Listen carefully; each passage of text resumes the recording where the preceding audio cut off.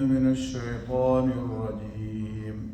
بسم الله الرحمن الرحيم. في أي سورة ما شاء ركبك.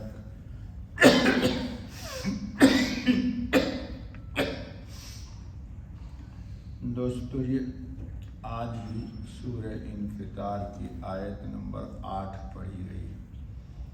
ترجمہ آیت کا ہے کہ جس صورت میں چاہا تجھ کو جوڑ دیا.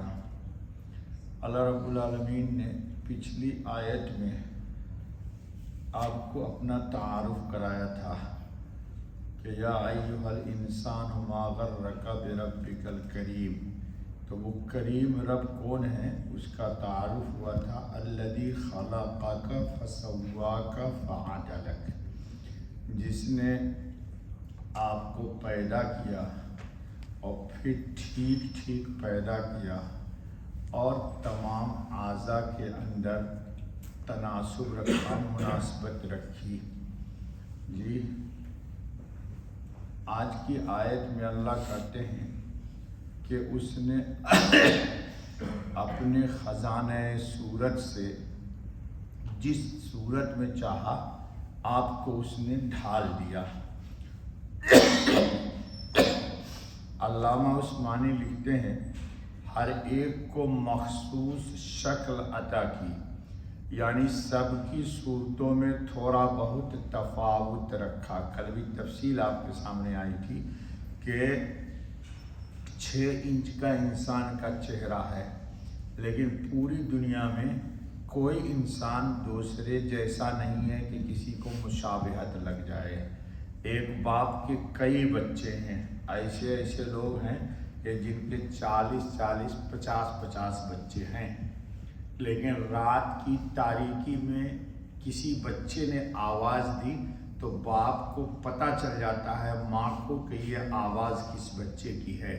تو جب ایک ابا اور ایک اماں اپنے 50 بچوں کی آواز میں تفاوت سے پہچان جاتی ہے کہ یہ میرے بیٹا کی آواز ہے یا میرے بیٹی کی آواز ہے اور کتنے نمبر پر بیٹا یا بیٹی ہے اس کی آواز ہے، تو کیا ربا اس کائنات عالم میں رات کی تاریکیوں میں سجدے میں سر بسجود ہو کے اس کا بندہ جو اس کو پکارتا ہے یا حی یا قیوم برحمتک استغیث، تو کیا وہ اپنے بچوں کو نہیں، رب اپنے بندوں کو نہیں پہچانتا؟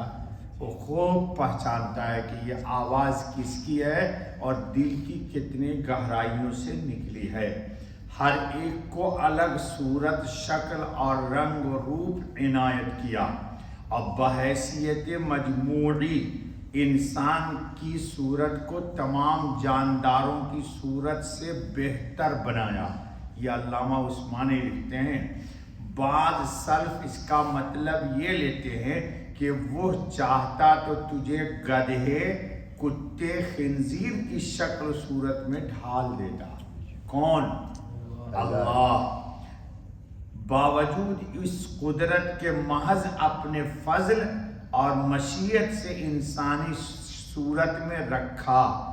بہرحال جس اللہ کی یہ قدرت ہو اور ایسے انعامات ہوں، کیا اس کے ساتھ آدمی کو یہی معاملہ کرنا چاہیے کہ کھائے اللہ کی اور گائے کسی اور کی؟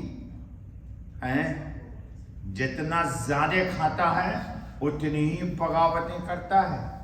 جتنی اللہ مال کی فراوانی دیتے ہیں، یہ آ رہی ہے آیت ان الانسان لیطغی ان رآہ استغنی، کہ اللہ انسان کو جب غنی کرتا ہے، بے نیاز بتاتا ہے خوب مال کی ریل پہ، تو اتنی ہی بغاوتیں کرتا ہے.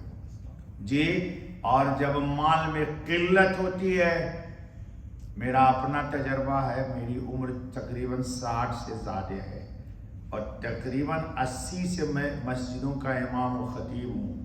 کبھی کسی نے آسودگی کے عالم میں مجھ سے یہ آ کر کے نہیں کہا کہ مفتی صاحب، مولانا صاحب، امام صاحب، ہمیں کوئی ایسی تسبیح بتائیے کہ اللہ نے بہت مال عطا کیا ہے مجھے کہ میں اللہ کے مال کا شکر ادا کروں۔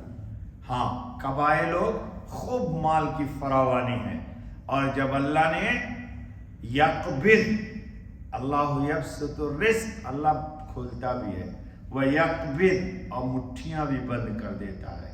تو جب حالات ٹائٹ ہو گئے تو پھر میرے پاس آئے لوگ کہ مولانا کوئی وظیفہ بتائیے کہ سونے پر بھی ہاتھ رکھتا ہوں تو مٹی بن جاتی ہے، جہاں ہاتھ ڈالتا ہوں ناکامی ہی ناکامی ہے۔ جی کوئی وظیفہ بتائیے مشکلوں سے نکلوں۔ وظیفہ بھی بتا دیا، کشادگی آئی پھر وظیفہ چھوڑ دیا، پھر تنگی آئی پھر پلٹ کے آئے۔ جی تو انسان کی یہ بڑی اچھی عادت نہیں ہے، یہ اچھی عادت جی انسان اگر اللہ جتنا مال دے اتنا ہی جھکے، جیسے کہ آم کا درخت ڈالیوں پر جب پھل لگتے ہیں تو کیا کرتا ہے وہ، ہم پنڈ لوگ ہیں، ہم اس میں بانس لگا دیتے ہیں کہ شاخ میں ٹوٹ جائے، اور جب پھل توڑ دیجئے تو شاخ اوپر چلی جاتی ہے۔ تو مال جتنا ملے اتنے ہی انسان کو شکر کرنا چاہیے۔ کیا کرنا چاہیے جی؟ حدیث میں آیا ہے، سنو، کہ جب نطفہ رحم میں ٹھہرتا ہے تو اس سے لے کر آدم تک تمام صورتوں کو سامنے لایا جاتا ہے۔ فرشتے ماں کے پیٹ میں جب رحم میں نطفہ قرار پکڑتا ہے تو خزانے شکل و صورت میں جتنی بھی شکلیں ہیں آدم علیہ السلام سے لے کے قیامت تک سب کو فرشتے اللہ کے سامنے لاتے ہیں۔ پھر کیا ہوتا؟ پھر حضور صلی اللہ علیہ وسلم نے آیت پڑھی، کیا؟ فی ای صورت ما شاء رکبک۔ اس حدیث کو ابن جریر نے نقل کیا ہے۔ تو کیا ہوتا ہے؟ اللہ جس صورت میں چاہتے ہیں اس کو ڈھال دیتے ہیں۔ قرآن پڑھتے ہیں، اللہ کے نام کبھی پڑھتے ہو، اس میں ایک نام ہے المصور۔ المصور، شکل کس نے عطا کر دی؟ کتنی خوبصورت عطا کی۔ ایک زبان ہلتی ہے اوپر نیچے، اور تمام حروف مقطعات الف سے لے کے یا تک، یا انگریزی کے اے سے لے کے زیڈ تک، یا دوسری زبان میں کتنے لفظ ہوں گے مجھے نہیں معلوم، سب کو یہ لفظ بولتا ہے، اور ہر لفظ کا آواز الگ ہے، اس کے معنی کیا ہے، اس مفہوم کیا ہے، یہ انسان ادا کر دیتا ہے۔ اور اگر نہیں کرتا ہے تو اللہ کا شکر نہیں کرتا۔ اللہ ہمیں توفیق فرمائے جی۔ صحیحین کی حدیث میں کہ ایک شخص نے حضور خاتم النبیین صلی اللہ علیہ وسلم کے پاس آ کر کہا کہ میری بیوی کے جو بچہ پیدا ہوا ہے وہ سیاہ فام ہے، میں تو بڑا اجلا ہوں وزیر آباد کا، بچہ کالا ہو گیا۔ تو لگا دیا الزام کہ میڈم نے کہیں رات میں چندہ تو کسی سے نہیں مانگ لیا۔ لا حول ولا قوت۔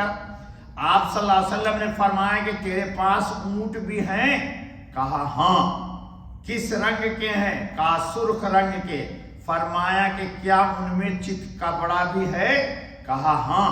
فرمایا اس کا رنگ کا بچہ سرخ نر اور مادہ کے درمیان کیسے پیدا ہو گیا؟ لال اونٹ سے چت کبڑا بچہ کیسے پیدا ہو گیا؟ تو یہ بھی اللہ کی قدرت ہے، یہ بھی اللہ کی ارے دوستو روزانہ قرآن پڑھتے ہو یار۔ خلق اللیل والنہار، اللہ وہ ہے جس نے رات بھی بنایا اور دن بھی بنایا۔ تو اللہ وہ ہے جس نے رنگ و روپ بھی بنایا، گھوڑا بھی بنایا، کالا بھی بنایا، سانولا بھی بنایا، اور مختلف شکل عطا کی۔ اس کی قدرت کا کمال ہے۔ کہنے لگا کہ شاید اوپر کی نسل کی طرف سے کوئی رگ کھینچ لی گئی ہو۔